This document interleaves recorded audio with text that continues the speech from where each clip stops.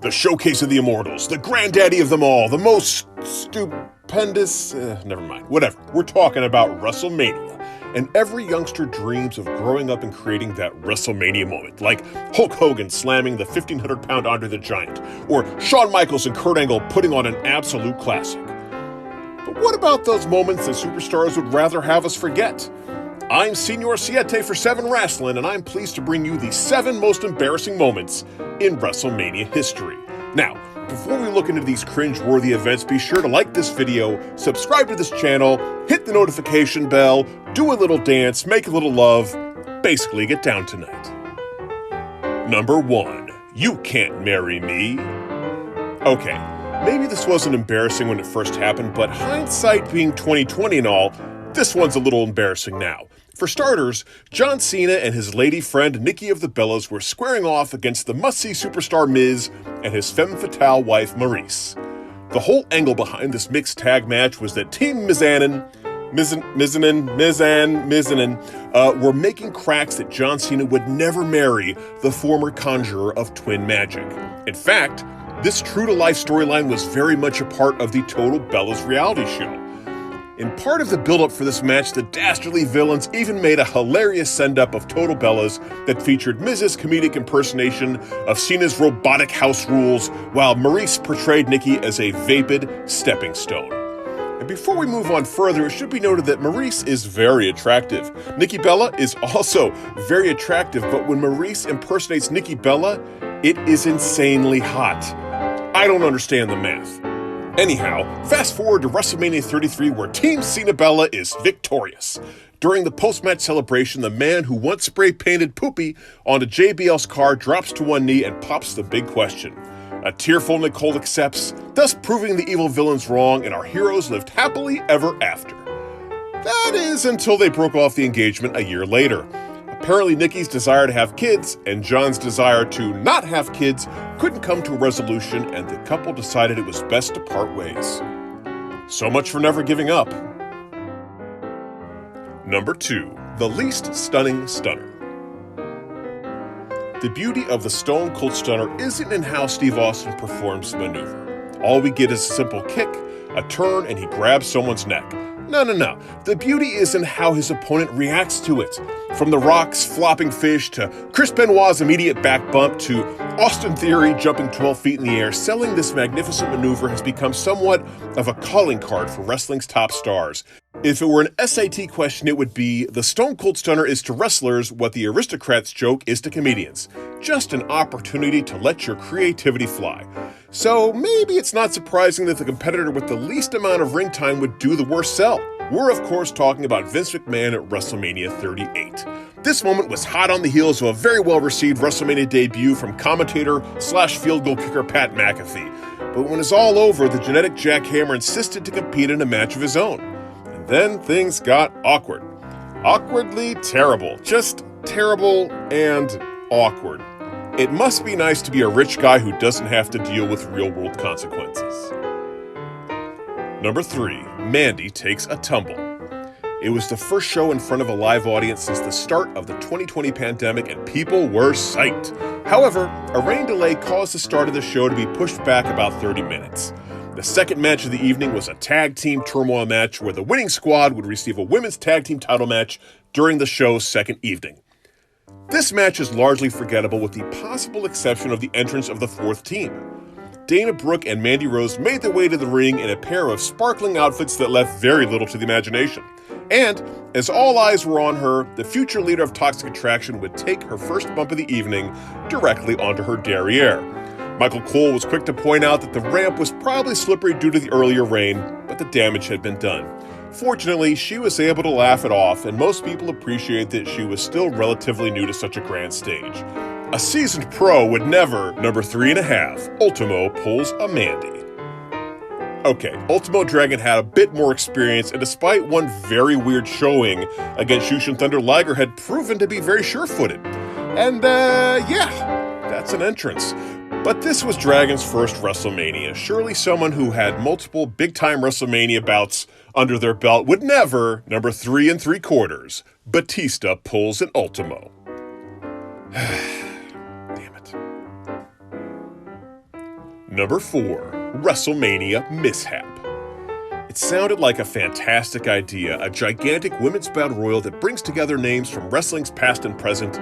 Granted, maybe the title of Miss WrestleMania might seem a little dated, but it felt like a step in the right direction. And then, every conceivable bad decision was made.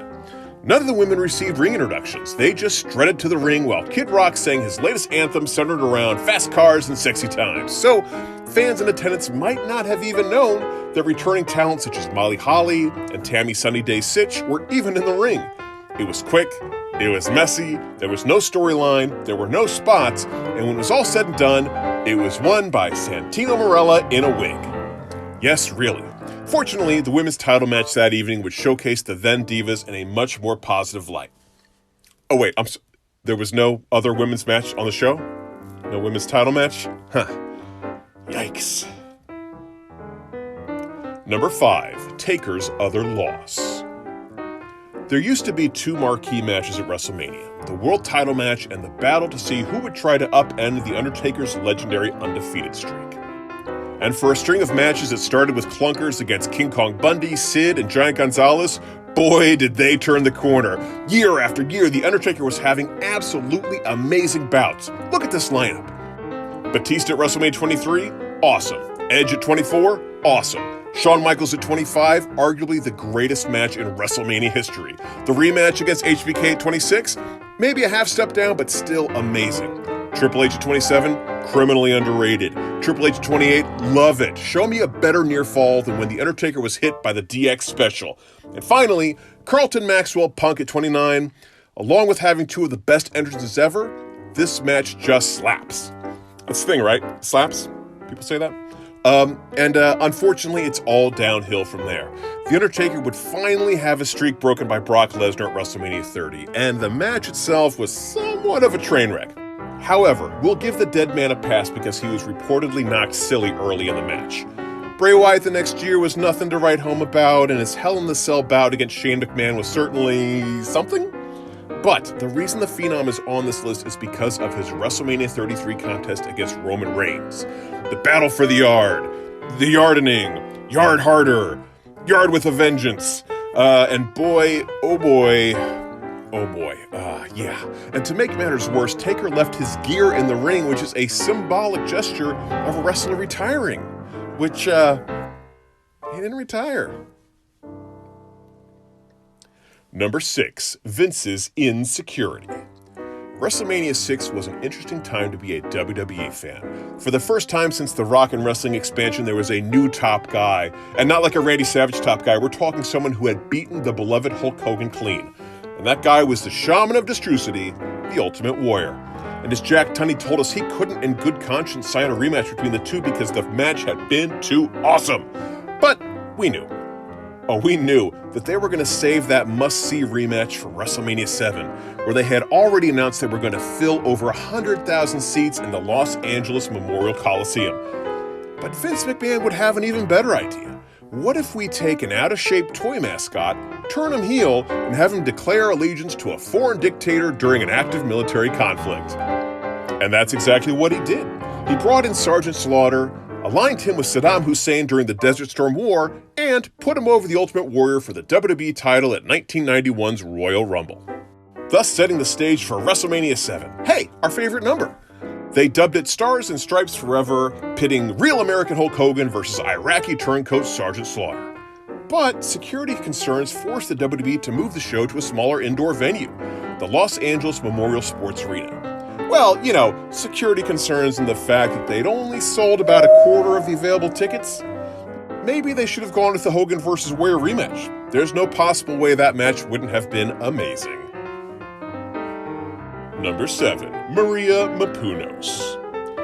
Nothing makes a crowd go crazy like when a celebrity hits an impressive maneuver. We're talking when music superstar Bad Bunny busts out the Canadian Destroyer, or when reality person Snooki hits a handspring elbow, or when entertainment reporter Maria Menounos nailed the super difficult stink face.